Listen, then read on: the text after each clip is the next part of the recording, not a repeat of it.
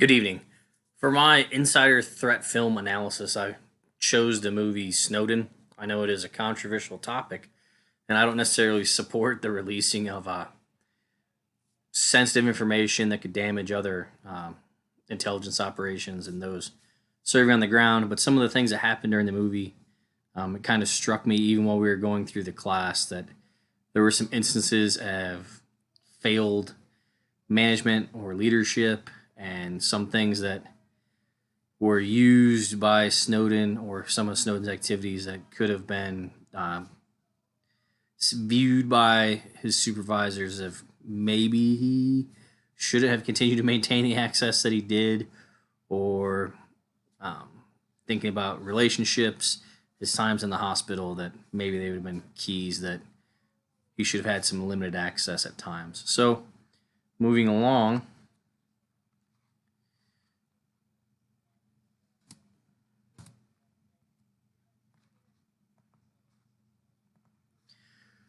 Snowden. It was released on 21 July 2016. It was directed by Oliver Stone, who's a pretty significant director. It's distributed by Open Road Films, and you can view it on Netflix. I'm sure it was released possibly in theaters from what I saw online, but currently its home is Netflix for streaming. So Edward Snowden, initially he enlisted in the military. He was in basic training. He was injured. His injury prevented him from continuing on. So he transitioned out of that, and then he applied to work at the NSA. Now, he did have a background with computers. He was very articulate and intelligent. Throughout the movie, it shows him doing things like the Rubik's Cube as a constant, like almost like a fidgety, constant movement thing. But he didn't have a high school degree. He quit school. He came from a broken home. So he had some things that maybe could have been seen as during the background check to keep a little bit better eye on him. But while in training with the NSA, they realized that he had skills that they really wanted, and they wanted to develop it. He was very quick on his feet. He could think through information systems, and he had the ability to make things happen within the cyber realm or data collection.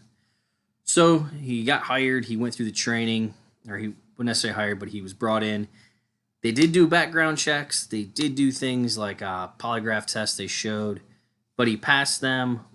But in light of seeing his abilities, management or senior leadership organizations might have just let it go and pushed him into their system. Now, in his first assignments overseas, he became aware that he could use access to systems that he probably shouldn't have, but he wanted to move on within his intelligence organization. So he broke some rules, used access to some systems he wasn't supposed to, and then he realized that some of those systems weren't necessarily being used in a way that he liked. He found out about remote operations of people's webcams. He realized how intelligence mining could be used in social media programs, and information found on those could be used in a way that wasn't cut and dry, in a good way. So he had some misgivings about that, and after his first operation, where he was part of it, he did not want to continue working as a government agent. Now, he did move on into the private sector, working for major corporations, doing the same thing, developing programs and systems that allowed him to data mine or streamline processes.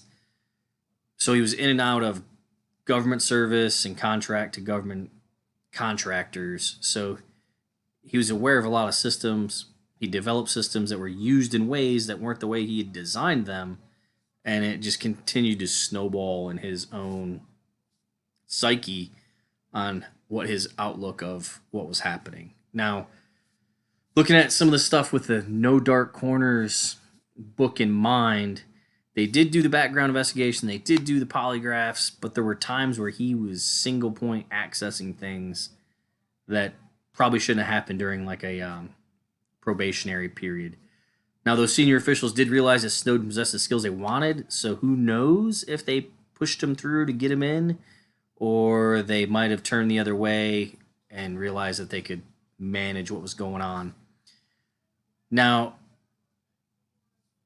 once he used that initial program where he used somebody else's authorization codes, they didn't get rid of him. They knew he broke the law, but they continued to want to use him in developing these programs.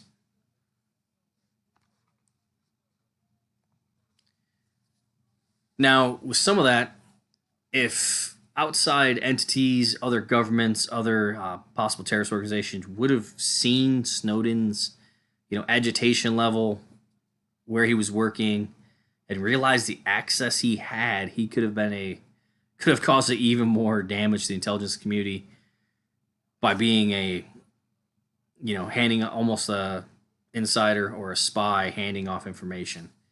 But he didn't. He toughed it out. He went through some severe medical problems, like almost breakdowns. They didn't go into too much detail. He had a lot of marital problems due to the stress and like how he was internalizing a lot of what he had going on. Now, even when he came in and out of the organization, they kept recruiting him back. Even after they realized he had health issues, he was on medications that maybe he shouldn't have been with his continued access. They continue to have him work in those same high stress, high stakes positions. Now, some of it, he also did use social engineering when he smuggled out information, and he used some social engineering when he gathered the information. It didn't go into detail and show a lot of that, but the social engineering aspect, if he could have pulled other stuff, if he would have had enough time before he finally left, that it could have showed more of the overall big picture. So some of the things that supervisors made the mistake on is they continued to use them. They pulled them in. Now, I know in a private sector business, it might not be a big of a red flag if people are having marital problems, but combined marital problems in and out of the career field, having quit, used unauthorized access to systems, could have been indicators, and maybe we shouldn't have him working on some of this stuff. They ignored those indicators, but they wanted him working on these programs, so they just continued on, which is not the best, but we don't know what pressures those leaders were on. The movie really didn't address that too much. We all know that was a kind of a chaotic time in the intelligence communities, so I don't want to speak on something I'm not for sure of. Now, some of the warning signs are there. Also, could have had some kind of impact on other agencies, but they continue to just bring the message that they want him to work on these programs and just continue to gather this information. Now, others in the department also passively supported him with what was going on. They realized that he had some problems, but he met him in different positions. So they all worked together. And when he did finally take the information out, he was passively supported by some of the other workers. I don't know if that happened in real life. I haven't read too deep into it. But I think there was other folks there that realized that was going on. They just didn't feel as strongly, or they were afraid to pretty much steal the information and leave with it. Now here's the book. Here's the movie. The insider threat of it wasn't that he attacked the agency. I think he didn't put any kind of cyber attacks on our stuff. He wasn't angry necessarily at the programs that he made. He was more upset at how the overall big picture the government was using the programs that he and his fellow developers had created, and there were good intents behind them.